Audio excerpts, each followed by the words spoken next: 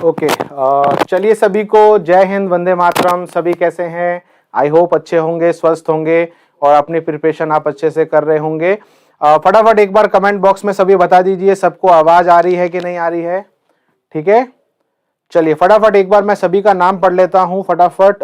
राजकुमार, मुकेश कुमार, अनिकेत, पवन, पिंटू, मुकेश, प्रकाश, शिवम, ओमवीर, सुनील, पीके, ठीक है, ओके, और विष्णु, अशोक, सुरेंद्र, राजकुमार, ठाकुर, गोविंद। चलिए सभी को जय हिंद। फटाफट सभी बच्चे बता दीजिए सभी को आवाज क्लियर है? ओके, अनिकेत जय हिंद, शिवम यस जय हिंद, टेक्निकल नीतीश, अनिकेत कह रहे हैं यस सर। चलिए फटाफट सभी जुड़ जाएं।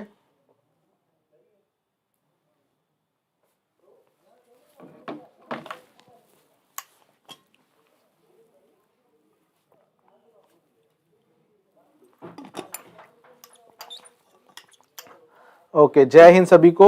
विक्की, कुंदन यादव। चलिए ओके, जैसा कि आपको पता है कि लास्ट क्लास के अंदर हमने क्या डिस्कस किया था, तो लास्ट क्लास के अंदर हमने कुछ अलग अलग तरीके के हमने प्रक्रिया देखी थी, जैसे कि विवर्तन क्या होता है ना, पोलराइजेशन जिसको हम बोलते हैं, ध्रुवन, वो क्या होता है, ये सारी चीजें हमने देखी थी। तो एक बार फटाफट देख लेते हैं कि लास्ट क्लास में हमने क्या किया था। तो लास्ट क्लास के अंदर यहाँ से स्टार्ट कर लेते हैं। तो लास्ट क्लास में हमने एक तो ये देखा था रेनबो क्या होता है, फिर हमने देखा था डिफ्रैक्शन यानी कि विवर्तन क्या होता है, फिर हमने ध्रुवन देखा था, पोलराइजेशन, फिर हमने इंटरफेरेंस को स्टार्ट करना था। ठीक है, I am a new student, okay, welcome. आज प्रकाश खत्म सर, देखते हैं खत्म होता है कि नहीं होता। ठीक है, सुभाष हेलो, ओके। अब चलिए इंटरफेरेंस को समझने से पहले मैं थोड़ा सा अलग से चलता हूं, पहले आपको समझाने के लिए, फिर मैं आपको थ्योरी भी पढ़ा दूंगा। ठीक है, देखो इंटरफेरेंस का मतलब,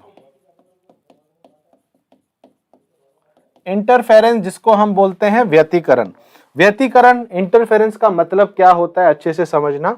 मान लिया जाए कि कहीं पर एक ही समय पर दो प्रकाश आ रहे हैं, यानी कि एक प्रकाश ये है और एक प्रकाश और आ रहा है।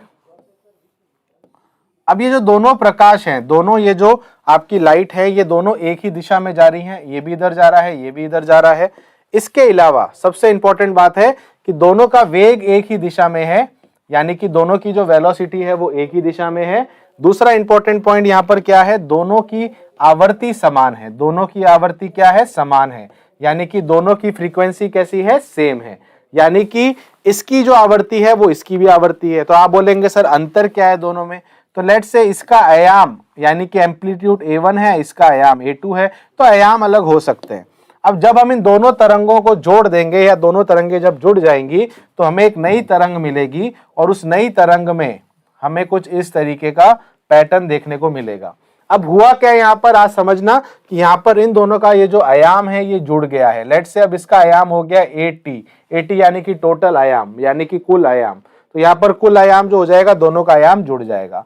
अब ये हुआ क्या, तो इससे हमें मतलब क्या है, मतलब ये है कि जब ये दोनों तरंगे जुड़ी, देखो एक चीज आप हमेशा ध्यान रखना कि जो तीव्रता होती है वो आयाम के समानुपाती होती है बट वर्ग के समानुपाती होती है। ये बहुत इंपॉर्टेंट फॉर्मूला है, यानी कि इसका मतलब ये है कि I जो होता है वो डायरेक्टली प्रोपोर्शनल होता है A स्क्वायर के, यानी कि जो इंटेंसिटी होती है, जो तीव्रता होती है वो हमारे किसके बराबर होती है, A स्क्वायर के होती है। ठीक है, तो अभी ये जो पहला मैंने यहाँ पर व्यतिकरण किया है, ये जो यहाँ पर बना है ये व्यतिकरण की वजह से बना है। अब इस व्यतिकरण में आप देख सकते हैं कि जो आयाम है ये बढ़ गया है, आयाम जो है ये बढ़ गया है, तो इसको बोलते हैं कंस्ट्रक्टिव। क्या बोलते हैं, कंस्ट्रक्टिव। कंस्ट्रक्टिव का मतलब होता है संपोषी, है ना, तो ये बन गया हमारा संपोषी। तो संपोषी व्यतिकरण में क्या होता है, हमारा आयाम बढ़ता है, आयाम बढ़ता है तो तीव्रता बढ़ जाती है, क्या हो जाती है, बढ़ जाती है। ठीक है, अब बात करते हैं कि सर ये विनाशी कब बनता है। अब विनाशी अगर व्यतिकरण हो रहा है तो उसका क्या सीन है, तो उसको भी समझते हैं। अब विनाशी में क्या होता है कि चलो एक तरंग तो ऐसे आ रही है, मान लिया, है ना, अब दूसरी तरंग जो आ रही है वो भी वैसे ही आ रही है पर वो कुछ इस तरीके से आ रही है। अब आप देख सकते हैं दोनों में फर्क क्या है, देखो दोनों का दिशा समान है मान लिया, दोनों का आवर्ती समान है मान लिया, दोनों की आवर्ती सेम है, दोनों की दिशा सेम है, पर अब यहां पर दोनों के जो आयाम हैं अब वो एक दिशा में ना होके विपरीत दिशा में है। तो यहां पर जब इन दोनों को हम जोड़ेंगे तो हमें कुछ इस तरीके का पैटर्न देखने को मिलता है। तो इस केस में जो हमारा आयाम होता है वो घट जाता है। तो इस केस में हमारा ए टोटल जो होता है वो घट जाता है, और अगर ए टोटल घट जाता है तो तीव्रता भी घट जाती है। तो इस तरीके के व्यतिकरण को, इंटरफेरेंस को बोलते हैं डिस्ट्रक्टिव। क्या बोलते हैं? डिस्ट्रक्टिव। हिंदी में बोलते हैं विनाशी। क्या बोलते हैं? विनाशी। तो ध्यान रखना विनाशी कब बनता है और संपोषी कब बनता है, तो दोनों में आप बात को समझना। हिंदी में कहा, हिंदी में तो लिख ही रहा हूं पी के, ठीक है। तो इसका मतलब यहां पर यह है कि व्यतिकरण का मतलब, विनाशी या संपोषी का मतलब बात की बात है। पहले आप यह समझ लेना कि असल में व्यतिकरण होने के लिए कंडीशन क्या है, क्या शर्तें हैं। पहली शर्त दोनों की दिशा समान होनी चाहिए। दूसरी शर्त दोनों का आवर्ती समान होना चाहिए। फिर क्या होता है कि या तो वो ऐसे मिलेंगे या वो ऐसे मिलेंगे। जब वो ऐसे मिलेंगे तो वो हमारा संपोषी बनाएंगे। संपोषी का मतलब है कि उसकी आवर्ती उसकी इंटेंसिटी यानी कि तीव्रता बढ़ेगी, और अगर वो ऐसे मिलेंगे तो उसकी तीव्रता घटेगी। तो इसको बोलते हैं विनाशी यानी कि डिस्ट्रक्टिव, इसको बोलते हैं संपोषी यानी कि कंस्ट्रक्टिव। तो कुल मिला के अगर आप देखोगे तो यही तरीके हैं दो जिसके हिसाब से हमें बातें समझनी है। सभी को समझ में आ गया? एक बार कमेंट बॉक्स में यस लिखना, ठीक है। अब जो स्लाइड में लिखा हुआ है प्लीज इसको आप थोड़ा सा समय लें और पढ़ें और मुझे बताएं क्या आपको समझ में आया कि नहीं आया, ठीक है। सभी बच्चे फटाफट कमेंट बॉक्स में पढ़ें इसको, और सभी को समझ में आया कि नहीं आया मुझे बताएं फटाफट।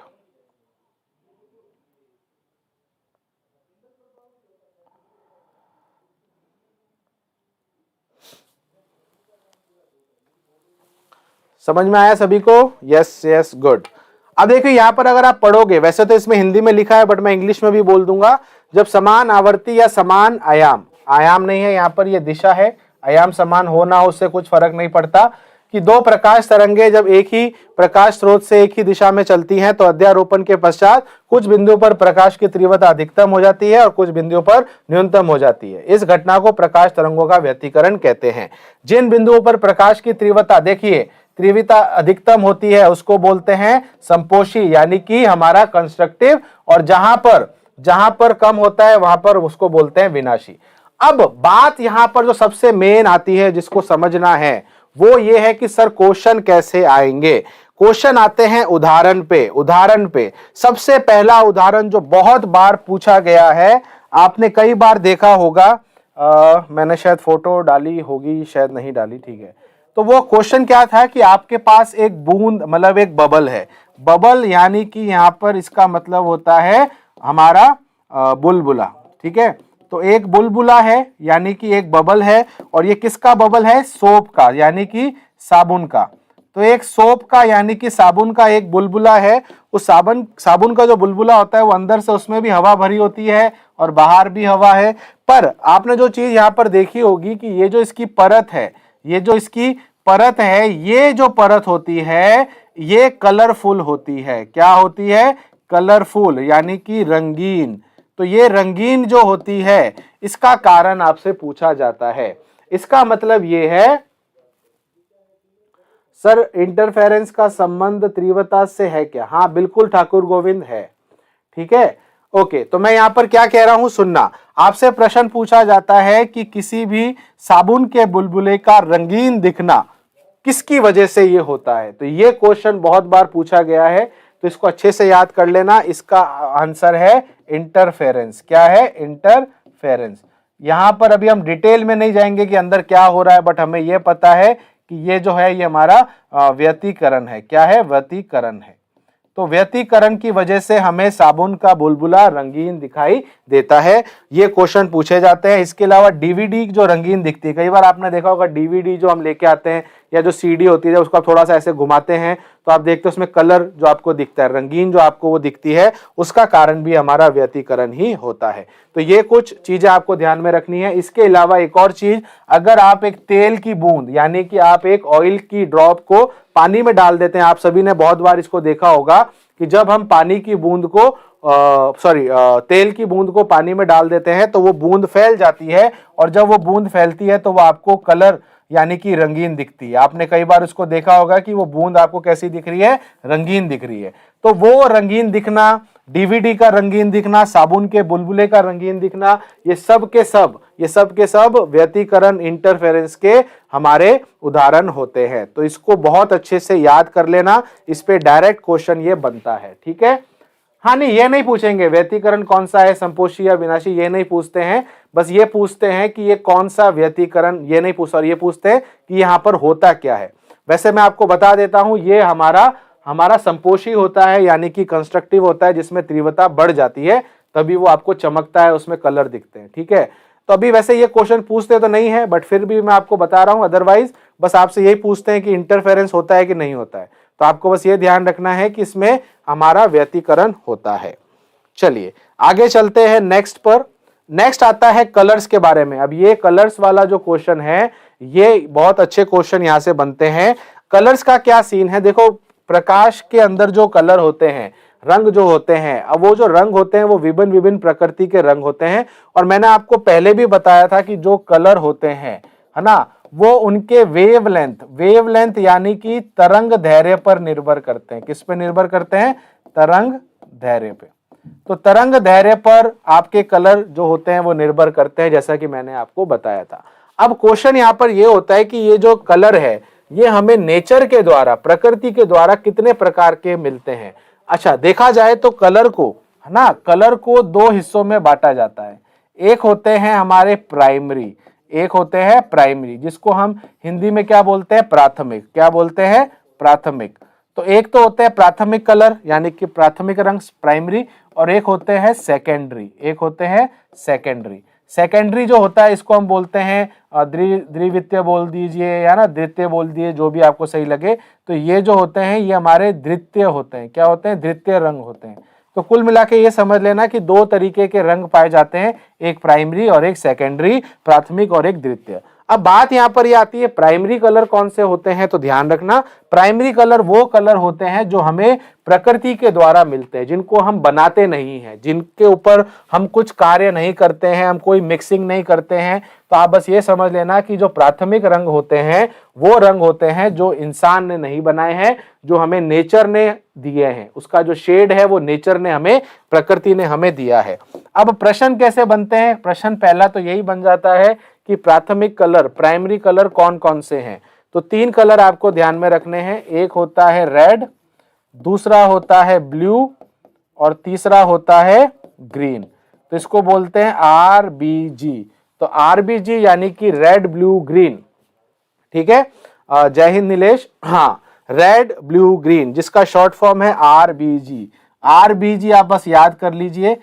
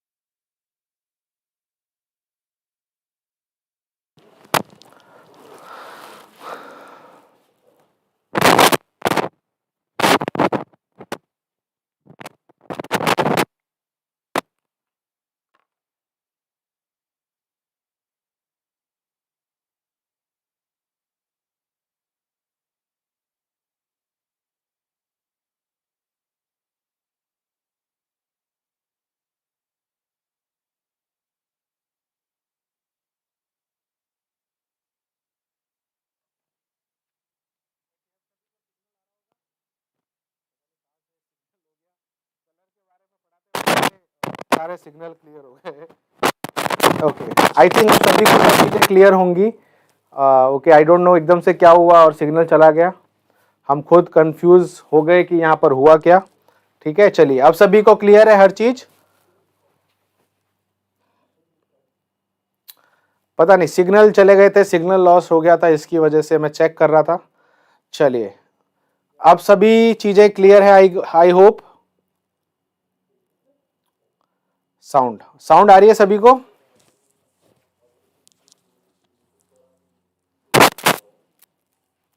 चेक करें सभी को साउंड आ रही है, सभी चीज क्लियर है। चलिए ओके, तो मैं यहाँ पर आपको जो समझा रहा था फिर देख लेते हैं कि प्राथमिक कलर जो होते हैं वो आरबीजी होते हैं, यानी कि रेड, ब्लू एंड ग्रीन, और इनसे मिलके जो कलर बनते हैं उसको हम बोलते हैं सेकेंडरी कलर।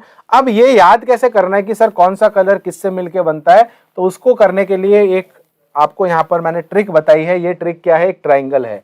अब इस ट्राइंगल को मैं वापस एक बार यहाँ बना देता हूँ, इसको अच्छे से देखना। आपने एक त्रिभुज बनाया, ट्राइंगल बनाया, जिसमें आपको तीनों कोनों पर आपके प्राथमिक रंग यानी कि प्राइमरी कलर रखने हैं। पहला ऊपर रखो आप रेड, यहाँ पर आप रखो ग्रीन, और यहाँ पर आप रखो ब्लू। ठीक है, अब ध्यान क्या रखना है कि जब हमारा रेड और ग्रीन मिलेगा तो क्या बनेगा? तो ये बनेगा येलो। क्या बनेगा? येलो। येलो यानी कि पीला। तो पीला कलर कैसे बनता है? तो आपको याद रखना है कि अगर आपसे कोई पूछ ले पीला कलर कैसे बनता है, तो आप बोलोगे रेड प्लस ग्रीन। क्या बोलोगे? Red plus green. तो इसको आप याद कर लेना, ये अच्छा काम का टेबल है।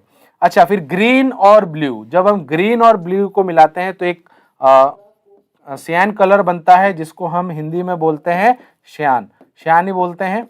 एक तरीके का ये पीकॉक ब्लू होता है, जैसे आपने मोर का जो ब्लू कलर देखा है ना, वो ब्लू कलर का ये जो फॉर्मेट बनता है, थोड़ा सा ग्रीन थोड़ा सा ब्लू, तो ये पीकॉक जिसको ब्लू भी कहा जाता है। ठीक है, फिर आता है तीसरा, यानी कि रेड और ब्लू। तो जब आप रेड और ब्लू को मिलाते हैं तो बनता है मैजेंटा। तो मैजेंटा जो होता है, हिंदी में भी मैजेंटा ही बोलते हैं, तो ये जो मैजेंटा होता है, ये मैजेंटा किससे मिलके बनता है? रेड और ब्लू से। तो आपको यहां पर क्या समझना है कि इस ट्राइंगल की मदद से आप एक बार आरबीजी लिख देना, फिर आप इनको एरो से समझा देना। ठीक है, अब बात यही खत्म नहीं होती है। अब अगर आप ग्रीन को फॉर एग्जांपल इस लाइन पर मिलाते हो यहां पर, फिर आप इस ब्लू को इस लाइन पर मिलाते हो और रेड को इस लाइन पर मिलाते हो, तो क्या समझ में आया? सुनना मेरी बात। उदाहरण के तौर पर जब आप इन सारे एरोस को बनाते हो, सारे एरोस को बनाते हो, तो इसका क्या मतलब है समझना। मतलब ये है कि फॉर एग्जांपल आपने मैजेंटा कलर लिया और आपने ग्रीन कलर लिया, तो यहां पर दोनों मिलेंगे। ठीक है, फिर आपने येलो कलर लिया और ब्लू कलर लिया, तो भी वो यहां मिलेंगे। ठीक है सर, रेड कलर लिया और शाइन कलर लिया, तो भी यहां मिलेंगे। तो कुल मिला के ये सब कलर एक ही पॉइंट पर मिल रहे हैं, तो इस पॉइंट का जो कलर होता है वो होता है व्हाइट। क्या होता है? व्हाइट, यानी कि श्वेत, एकदम व्हाइट कलर आपको देखने को मिलता है। तो क्या समझ में आया कि इस त्रिभुज के इस केंद्र पे, यानी कि इस ट्राइंगल के सेंटर पे जो सारे कलर मिलते हैं वो क्या बनाते हैं? व्हाइट। क्या बनाते हैं? व्हाइट। सभी को समझ में आया? एक बार कमेंट बॉक्स में यस लिखना।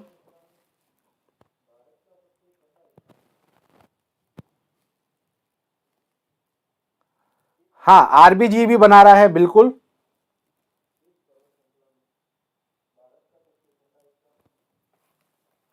Magenta, green, white. अच्छा, जरूरी नहीं है दो ही मिल रहे हैं, तीन भी मिल रहे हैं, चार भी मिल रहे हैं। तो आप देख सकते हो ग्रीन भी जा रहा है, ब्लू भी जा रहा है, रेड भी जा रहा है, ये भी इस पॉइंट पर मिल रहा है। तो जो भी इस पॉइंट पर मिलेगा वो हमें क्या देगा?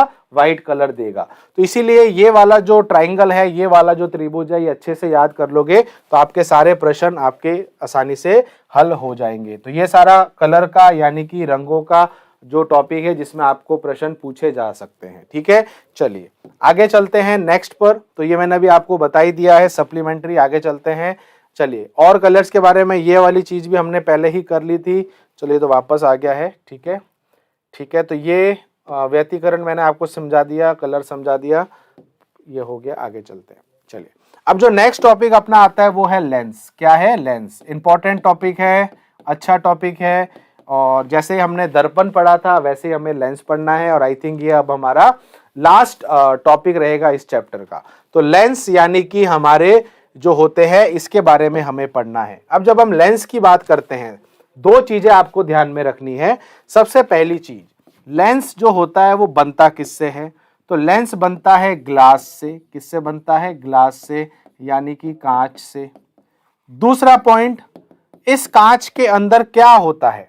तो ऑब्वियसली बात है, जब कांच में प्रकाश जाता है तो इसके बाद जो प्रकाश बाहर निकलता है तो क्या होगा, सीधी सी बात है, अंदर कांच है बाहर हवा है, तो इसमें हमारा अपवर्तन होगा यानी कि रिफ्रैक्शन होगा। तो इसका मतलब यहां पर हमारी जो चीज होगी वो होगा रिफ्रैक्शन। क्या होगा, रिफ्रैक्शन। तो रिफ्रैक्शन यहां पर होता है यानी कि अपवर्तन की क्रिया होती है। तो अपवर्तन लेंसेज में होता है और दर्पणों में हमारा, अच्छे से समझा दो सर, अच्छे से समझाएंगे, टेंशन मत लो, ठीक है। तो आपको क्या समझ में आया कि लेंस एक तो कहां से बनता है और लेंस के अंदर अपवर्तन की क्रिया होती है, यानी कि इसके अंदर आपका रिफ्लेक्शन नहीं होगा, परावर्तन नहीं होगा, क्या होगा, अपवर्तन, ठीक है। अब देखिए दो तरीके के लेंस होते हैं जो हमें पढ़ने हैं। पहला जो लेंस है उसको हम बोलते हैं उत्तल लेंस। उत्तल लेंस अगर मैं इसको इंग्लिश में लिखूं तो ये हो गया कॉन्वेक्स। क्या हो गया, कॉन्वेक्स। तो ये वाला हमारा कॉन्वेक्स लेंस है और ये वाला हमारा अवतल यानी कि कॉनकेव है। क्या है, कॉनकेव। तो दो तरीके के लेंस कौन कौन से होते हैं, एक होता है कॉन्वेक्स और एक होता है कॉनकेव। अब याद कैसे रखना है, ये मैंने ट्रिक आपको पहले भी बताई थी। जहां पर ये केव जैसा बन रहा है, जहां पर ये गुफा जैसा बन रहा है, इसका मतलब वो कॉनकेव है। क्या है, कॉनकेव। कॉनकेव यानी कि हमारा अवतल। और जहां पर ये चीज नहीं हो रही है, उभरा हुआ है, तो वो हो गया हमारा उत्तल। क्या हो गया, उत्तल। दूसरा तरीका क्या है इसको समझने का, कि जो हमारे केंद्र से, देखो ये केंद्र से पतला है, ये केंद्र से मोटा है, तो जो सेंटर से कैसा होता है, थिन, थिन यानी कि पतला, वो कैसा होता है हमारा कॉनकेव यानी कि अवतल। और जो हमारे केंद्र से कैसा होता है, मोटा, यानी कि जो कैसा होता है, थिक, ठीक है, मोटा यानी कि थिक, तो वो क्या होता है, कॉन्वेक्स। तो ये तो हो गया आप सेंटर से देखो, बट अगर आप कोनों से देखोगे तो इसके कोने छोटे हैं, इसके कोने चौड़े हैं, तो उस केस में भी हम इनको दोनों को अलग अलग कर सकते हैं, ठीक है। सर ये लेंस फ्लिंट ग्लास का होता है क्या, हाँ प्रकाश, बिल्कुल। कॉन्वेक्स लेंस मतलब अभी सारी लेंस, अभी उस पर आता हूं शिवम में, अभी वो सारी चीजें मैं यहाँ पर समझाऊंगा, ठीक है। तो यहां तक ये बात आप सभी को समझ में आ गई कि दो तरीके के लेंस कौन से हैं, कॉन्वेक्स और कॉनकेव। अब चलिए इसमें क्या क्या चीजें हमें समझनी, आगे चलते हैं। अब यहाँ पर सबसे पहले मैं बात करता हूं कि कॉनकेव लेंस क्या होते हैं। थोड़ा सा जूम कर देते हैं ताकि आपको पढ़ने में आए। ओके, पहला है आपका कॉनकेव लेंस, पहला है कॉनकेव लेंस। अब मोटा पतला में फंसते हैं, तो देखिए फंसना नहीं है, मैंने आपको तरीका क्या बताया है। तरीका सिंपल सा ये है, जहां पर इस तरीके की गुफा बनती है उसको हम बोलते हैं कॉनकेव, और जहां पर उल्टा बनता है वहां पर बनता है कॉन्वेक्स। बस इस तरीके से इसको याद रखना, आप कभी नहीं भूलोगे, ठीक है। चलिए अब थोड़ा डिटेल में और बात करते हैं कि कॉनकेव में क्या होता है। तो कॉनकेव यानी कि इस तरीके का लेंस है, ठीक है।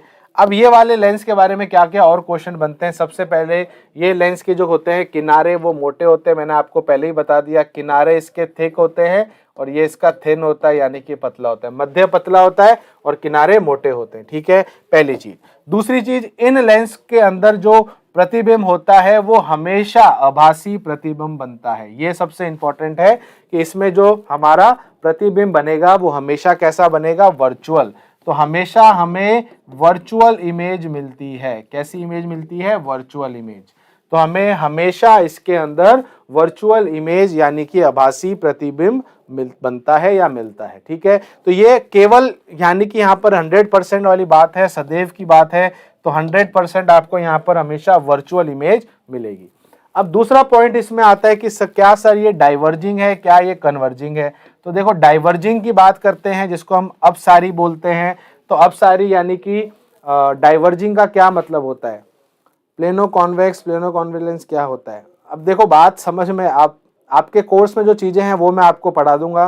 प्लेनो कॉन्वेक्स आई थिंक आपके क्लास में नहीं है, पता नहीं बच्चे क्यों टाइम खराब करते हैं, ऐसी चीजें पढ़ते हैं। अगर प्लेनो कॉन्वेक्स में एक वाली जो सतह होती है वो सीधी होती है और एक में एंगल होता है। अब आप मुझे बताओ, आप ये चीजें अगर पढ़ रहे हो तो आपका टाइम खराब होगा और कुछ नहीं है।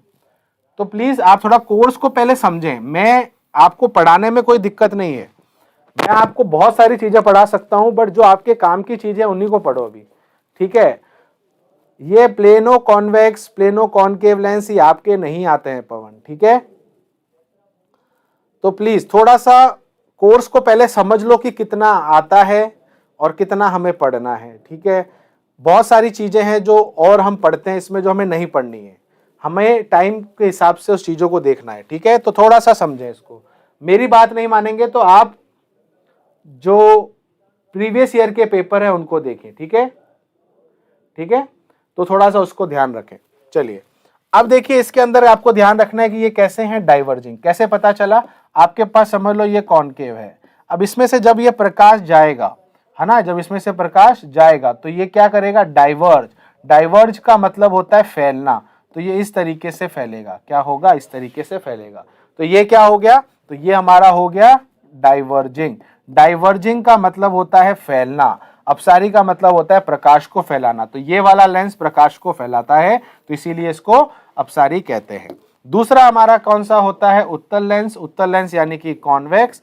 कॉन्वेक्स जो होता है उसमें आपको क्या ध्यान रखना है कि इसके जो कोने होते हैं यानी कि जो एंड्स होते हैं वो ये थिन होते हैं, और जो इसका मध्य होता है, सेंटर होता है, वो थिक होता है। तो जस्ट उल्टा होता है इस वाले का, ठीक है। इसके अलावा इसके अंदर अगर प्रकाश जाता है, इसके अंदर अगर प्रकाश जाता है तो वो एक बिंदु पर केंद्रित होता है। तो इस वाले केस में ध्यान रखना, इसको बोलते हैं कन्वर्जिंग। क्या बोलते हैं, कन्वर्जिंग। हिंदी में अगर बोले तो इसको बोलते हैं अभिसारी। क्या बोलते हैं, अभिसारी। तो ये सारी चीजें क्या है, अभिसारी है, ठीक है। नहीं, अगर पवन आपको कहीं पर ये क्वेश्चन दिखा है तो आप मुझे जरूर बताएं कि सर ये प्रीवियस ईयर में ये क्वेश्चन आया है, तो जरूर मैं वो टॉपिक कराऊंगा। बट जहां तक मुझे लगता है ये प्लेनो कॉन्वेक्स ये आपके नहीं है, ठीक है। वैसे तो मिरर फॉर्मूला भी होता है, वैसे यहाँ पर लेंस फॉर्मूला भी होता है, बहुत सारी चीजें और भी होती हैं, है ना। तो वो चीजें हम सारी नहीं पढ़ पाएंगे, ठीक है, ठीक है। चलिए अब बात यहाँ पर समझने वाली है कि यहाँ पर प्रकाश एक बिंदु पर केंद्रित होता है, यहाँ पर प्रकाश फैलता है, इसलिए इसको बोलते हैं अपसारी, इसको बोलते हैं अभिसारी। अच्छा, एक और पॉइंट यहाँ पर यह है कि इसके अंदर सदैव आभासी प्रतिबिंब बनता है, वर्चुअल इमेज बनती है, बट इसके अंदर वास्तविक भी बनता है और इसके अंदर आभासी यानी कि इसके अंदर आपका वर्चुअल भी बनता है। तो इसके अंदर आपको दोनों चीजें, दोनों तरीके की इमेजेस देखने को मिलती हैं। तो ये 100% नहीं बोल रहा मैं कि वास्तविक बनेगा कि 100% नहीं बनेगा, वो दोनों में से बन सकता है, वो डिपेंड करता है केस पे, वो कौन सा केस है, बट इसके अंदर 100% फिक्स है। अब यहां पर जो सबसे इंपॉर्टेंट ट्रिक वाली बात है कि सर ट्रिक क्या है याद करने की, तो ट्रिक बहुत सिंपल है। अब ये जो ट्रिक बता रहा हूं बहुत अच्छे से याद रखना, ठीक है। ट्रिक नंबर फर्स्ट, आपने सभी ने कॉनकेव मिरर पढ़ा है, ध्यान से पढ़ना। कॉनकेव मिरर जिसको हम बोलते हैं अवतल दर्पण, सभी ने अवतल दर्पण पढ़ा है। आप सभी को पता है अवतल दर्पण में हमने कितने केस पढ़े हैं, 6 केस पढ़े हैं, ठीक है, ओके। फिर हमने दूसरा देखा था इसमें कॉन्वेक्स मिरर, फिर हमने दूसरा क्या देखा था, कॉन्वेक्स मिरर, जिसको हम हिंदी में क्या बोलते हैं, उत्तल। तो ये हमारा हो गया उत्तल दर्पण, हो गया, बात समझ में आ गई। तो ये उत्तल दर्पण हो गया, ये अवतल दर्पण हो गया, ये उत्तल दर्पण हो गया। इसमें हमने 2 केस पढ़े थे। ये चीज तो सभी को याद है, ठीक है सर, बिल्कुल याद है। अब ट्रिक यहाँ पर क्या है, ट्रिक यहाँ पर यह है कि जब हम दर्पण पढ़ते हैं तो दर्पण में भी दोनों आते हैं सर, बिल्कुल आते हैं। दर्पण में भी कॉनकेव मतलब सॉरी लेंस में भी दोनों आएंगे, एक कॉन्वेक्स लेंस आएगा और एक कॉन्वेक्स लेंस आएगा, बिल्कुल सर आएगा। तो ध्यान क्या रखना है, वहां पर 6 केस किस में आते थे, कॉनकेव यानी कि अवतल में। यहां पर 6 केस किस में आएंगे, उल्टा हो जाएगा। यहां पर 6 केस किस में आएंगे, कॉन्वेक्स लेंस में। तो यहां पर 6 केस किस में आएंगे, कॉन्वेक्स लेंस में। दूसरी चीज, वहां पर कॉन्वेक्स यानी कि उत्तल दर्पण में 2 केस थे, तो यहां पर 2 केस किस में होंगे, कॉनकेव में होंगे। यहां पर किस में होंगे, कॉनकेव में होंगे। तो इसका मतलब आपको बस अब ये चीज ध्यान में रखनी है कि वहां पर 6 केस अवतल में थे, तो यहां पर 6 केस उत्तल में है। किस में है, उत्तल में है। वहां पर 2 केस कॉन्वेक्स में थे, उत्तल में थे, तो यहां पर 2 केस किस में है, अवतल में है। बस यही आपकी ट्रिक है जो आपको ध्यान में रखनी है। बात समझ में आ गया है। तो अगर आपको ये चीज समझ में आ जाएगी तो आपको अब आइडिया हो जाएगा कि ज्यादा केस अब किस में होते हैं। तो ज्यादा केस होते हैं कॉन्वेक्स लेंस में और कम केस होते हैं कॉनकेव लेंस में। अभी मैंने पिछली स्लाइड में आपको बताया था, जैसे इस वाले में क्या था, इस वाले में आपकी जो इमेज थी, जो आपका प्रतिबिंब था, वो हमेशा दर्पण के पीछे बनता था। इसके अंदर दो ही केस हमने पढ़े थे, दोनों के अंदर वो दर्पण के पीछे बन रहा था, तो वो कैसा बन रहा था? आभासी बन रहा था। बिल्कुल सर, आभासी बन रहा था। तो यहां पर भी तो आभासी बन रहा है, बात समझ में आई? तो यहां पर भी क्या बन रहा है? आभासी बन रहा है। क्लियर है? तो इसका मतलब ये मैंने आपको पहले ही बताया था। ठीक है, अब यहाँ पर आपका वर्चुअल भी बनेगा, रियल भी बनेगा, आभासी भी बनेगा, वास्तविक भी बनेगा। तो भैया यहाँ पर भी वही चीज मैंने अभी आपको पिछली स्लाइड में बोली कि यहाँ आभासी भी बन सकता है और वास्तविक भी बन सकता है। तो अब आपको थोड़ा सा आइडिया हो जाएगा कि हमें अब ज्यादा ध्यान क्या करना है, कैसे हम कंफ्यूज ना हो। इसीलिए मैंने आपको दर्पण बहुत अच्छे से पढ़ाया है, दर्पण में हमने समय काफी निकाला है, तो इसमें हम अब बहुत जल्दी जल्दी बातें समझेंगे। ठीक है, तो चलिए अब आगे चलते हैं। अब अभी यहां पर आपके सामने जो चीज आपको समझनी है कि अभी हम कौन सा पढ़ रहे हैं? कॉन्वेक्स। कौन सा पढ़ रहे हैं? कॉन्वेक्स, यानी कि उत्तल। अब जब उत्तल पढ़ रहे हैं तो अभी मैंने आपको एक चीज समझाई है, क्या? उत्तल में 6 केस होंगे। कितने केस होंगे? 6 केस। अब एक और सबसे अच्छी बात, सारे केस जो हैं वो सेम है। सारे केस क्या है? सेम है। अब बात समझने वाली यहां पर यह है, क्या है सर? सुनना, सबसे बड़ा फर्क क्या है? फर्क नंबर 1, दर्पण के अंदर वास्तविक इमेज यानी कि रियल इमेज इधर बनती थी। हां सर, मान लिया। बट लेंस के अंदर उल्टा होता है, लेंस के अंदर रियल इमेज यहां बनती है। यह सबसे बड़ा फर्क है। बात समझ में आई मैं क्या बोल रहा हूं?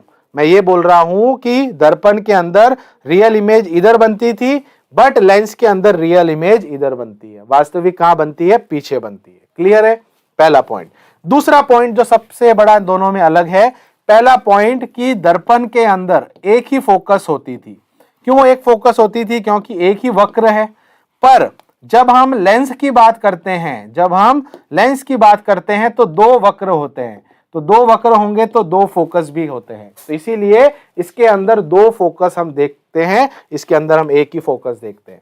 और अगर सीधी सी बात है, अगर दो फोकस होंगे तो दो आर भी होंगे, इसके अंदर एक ही आर होता है। तो सबसे बड़ा दूसरा फर्क क्या है कि इसके अंदर फोकस दो होते हैं, इसमें फोकस एक होता है। अगर यहां पर आप डायग्राम को अच्छे से देखेंगे, मैं थोड़ा जूम भी कर देता हूं, अगर आपको दिख नहीं रहा है तो पहला केस मैं जूम कर देता हूं, ताकि जो बच्चों को दिख नहीं रहा है तो उनको समझ में आ जाएगा। ठीक है, अब यहां पर आपको एक चीज समझनी है, लेंस बस वर्चुअली होगा।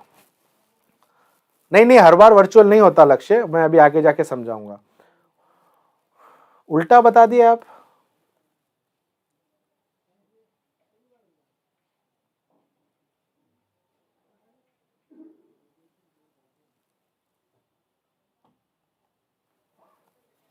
सर एक केस होता है कॉनकेव।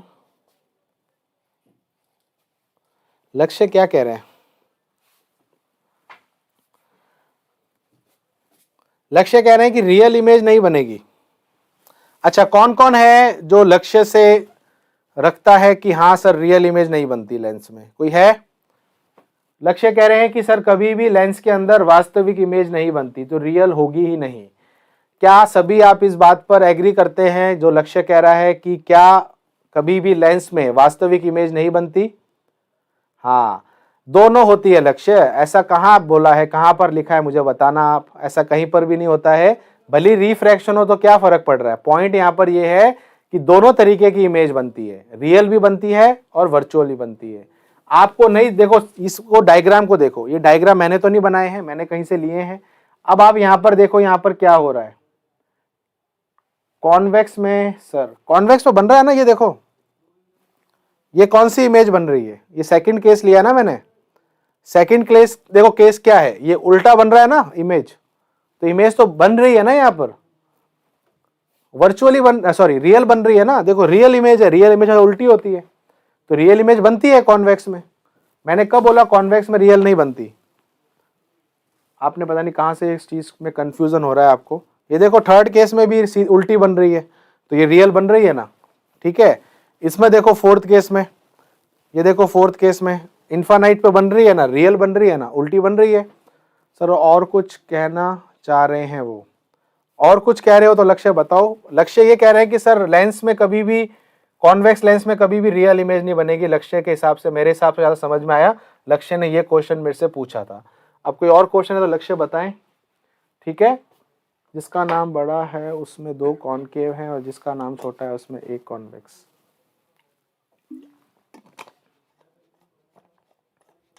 हाँ, वो कॉनकेव का बोल रहा होगा।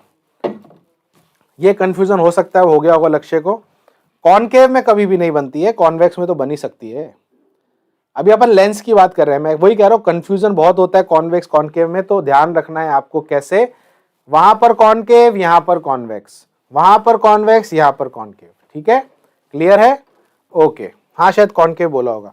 ओके, अब चलिए देखो, इसके अंदर भी वही सारे केसेस हैं जो हमने वहां पढ़े, तो इसमें ज्यादा समय खराब नहीं करेंगे। अब आप पहला केस देखो, अनंत से अगर प्रकाश आता है तो वो इसमें से गुजरने के बाद एक बिंदु पर मिलता है, तो वो कहां पर बनता है? फोकस पर। अब याद करो, जब मैंने आपको दर्पण पढ़ाए थे, दर्पण में भी यही केस था, अनंत से आता हुआ प्रकाश हमेशा इमेज उसकी फोकस पर बनेगी। बस यहां पर फर्क क्या है, यहां पर ये इस वाले फोकस पे बन रही है, यानी कि F2 में बन रही है। ठीक है, दूसरा चीज, ये पहला केस हो गया, तो इसमें आपको क्या क्या बताना जो हमने वहां पर देखा था। पहली चीज, वस्तु अनंत पर है, इमेज हमारी फोकस पे बन रही है, छोटी बन रही है यानी कि स्मॉल बन रही है। अच्छा, कैसी बन रही है? रियल बन रही है और उल्टी बन रही है, यानी कि वास्तविक और उल्टी। ये आपको हमेशा ध्यान रखना है, ये मैं बार बार अब लिखाऊंगा नहीं, ये सेम चलेगा। ठीक है, दूसरा केस क्या कहता है कि अब मेरा ऑब्जेक्ट थोड़ा सा आ गया है आगे, तो जब मेरा ऑब्जेक्ट सी से पीछे होता है तो क्या था, याद करो, तो जब हमारा ऑब्जेक्ट सी से पीछे होता है तो हमारी इमेज एफ और सी के बीच में बनती है। तो आप देख सकते हो F2 और 2F2 के बीच में बनी है, तो इसका मतलब यहां पर अब हमारी इमेज बनी है। और वही सारी चीजें हैं, कोई नई चीज नहीं आई है, अभी भी हमारा जो ऑब्जेक्ट है वो इमेज से बड़ा है, यानी कि इमेज अभी भी छोटी है। ठीक है, तो वही सारी चीजें हैं। ठीक है, तीसरा केस देखो, तीसरा केस याद करो क्या था, वहां पर सी पर ऑब्जेक्ट है तो इमेज भी हमारी सी पे बनती है, सेम साइज की बनती है, सेम आकार की बनती है। तो वो देखो चीज यहाँ पर सेम है कि नहीं है। आपका ऑब्जेक्ट अब कहां पर है? C1 पे है, तो हमारा ऑब्जेक्ट अब कहां पर, इमेज कहां बन रही है? C2 पे बन रही है। जितना साइज ऑब्जेक्ट का है उतना साइज इमेज का है, सेम, बिल्कुल सेम टू सेम चीजें हैं। फिर याद करो तीसरा, चौथा केस सॉरी क्या था, कि जब आपका ऑब्जेक्ट F और C के बीच में है उस समय आपका इमेज का बनता है, आपकी इमेज C से पीछे बनती है, तो यहां पर इमेज C से पीछे बनेगी। बस सबसे बड़ा फर्क जो मैंने आपको पहले ही बताया था, यहां पर वास्तविक साइड जो है वो लेंस के पीछे होती है। ठीक है, तो यहां पर ये हमारा देखो इमेज बन रही है, अब इमेज का साइज ऑब्जेक्ट से बड़ा है, तो वही सारी चीजें हैं। देखो चारों के चारों केस एकदम सेम है, चारों के चारों के अंदर आंसर भी सेम है, बस फर्क क्या है वो मैंने आपको समझा दिया। एक तो ये चीज कि इसमें दो तरीके की फोकस होती है और दो तरीके के आर होते हैं, सेंटर होते हैं, और तीसरा यहां पर वास्तविक साइड इस तरफ होती है जो कि वहां नहीं होती है। ठीक है, समझ में आ गया? हाँ, सारे वही हैं, आप खुद देख लो। चलिए, पांचवा केस क्या था? पांचवा केस ये था कि जब आप फोकस पर किसी ऑब्जेक्ट को रखते हो तो हमारा अनंत पे बनता था, देख लीजिए यहां पर भी अनंत पे बन रहा है, बट बन इस साइड रहा है तो वास्तविक है, यानी कि रियल है और उल्टा है, तो वो सारी चीजें सेम है। छठा केस वहां पर अलग था, यहां पर भी अलग है। छठा केस वहां पर क्या कह रहा था कि अगर हमारा ऑब्जेक्ट फोकस और पोल यानी कि ध्रुव और फोकस के बीच में है तो उसकी इमेज कहां बनती है?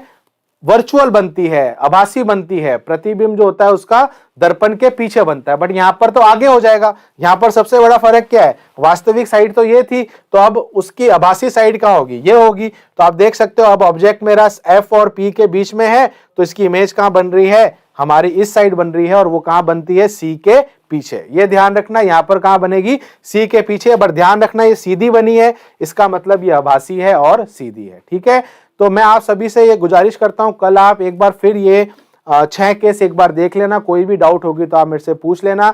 हमने ज्यादा समय मिरर में इसलिए निकाला था, इसलिए हम ज्यादा टाइम यहाँ पर नहीं लगाएंगे, ज्यादा इसमें कुछ डिस्कस करने को नहीं होता है। ठीक है, चलिए बाकी बातें हम कल की क्लास में करते हैं। सभी अपना ध्यान रखना, इसी तरीके से पढ़ते रहना। तब तक सभी को मेरी तरफ से जय हिंद, वंदे मातरम। ओके, बंद।